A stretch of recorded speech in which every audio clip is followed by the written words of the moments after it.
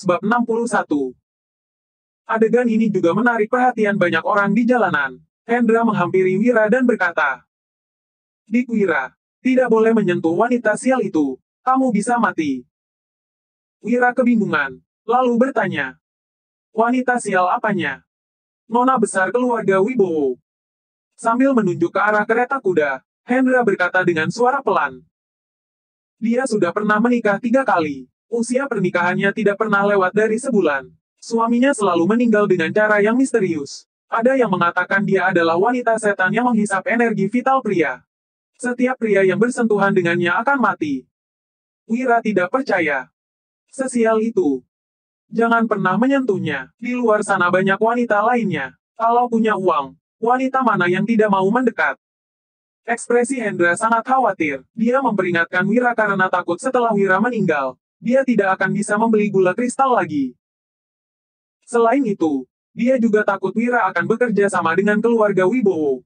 Jika bisnis gula kristal sampai direbut oleh mereka, dia tidak akan bisa merebutnya kembali lagi. "Terima kasih atas peringatannya, Tuan Hendra." Wira naik ke kereta kudanya, lalu menatap Hendra dengan tatapan berbinar.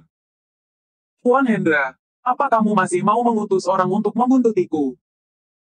"Tidak mungkin. Waktu itu cuma salah paham. Kamu jangan berpikir sembarangan," ucap Hendra seraya melambaikan tangannya. Danu mengendarai kereta sementara Wira duduk di dalamnya. Mereka meninggalkan pasar barat dan baru saja mencapai sudut jalan ketika Gandhi datang tergesa-gesa.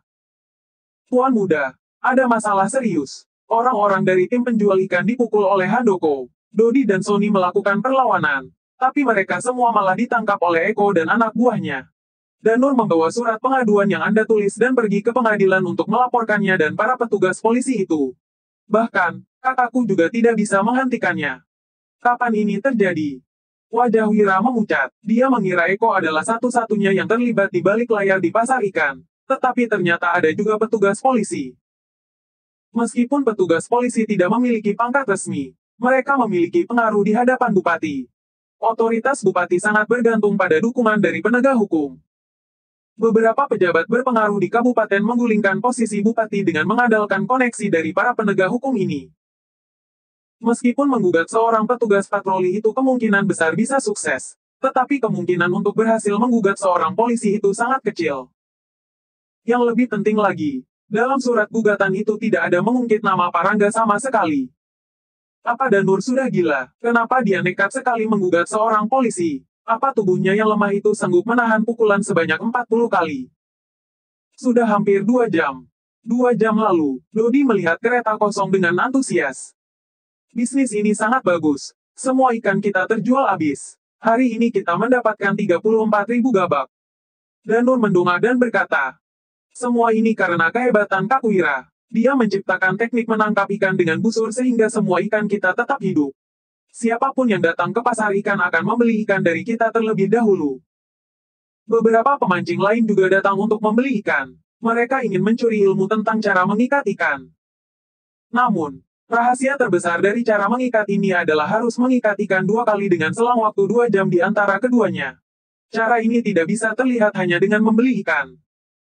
Sony diam-diam memperhatikan rombongan Handoko, merasa ada yang tidak beres dengan mereka hari ini. Sepertinya, mereka tampak sangat yakin bahwa tim penjual ikan akan kalah.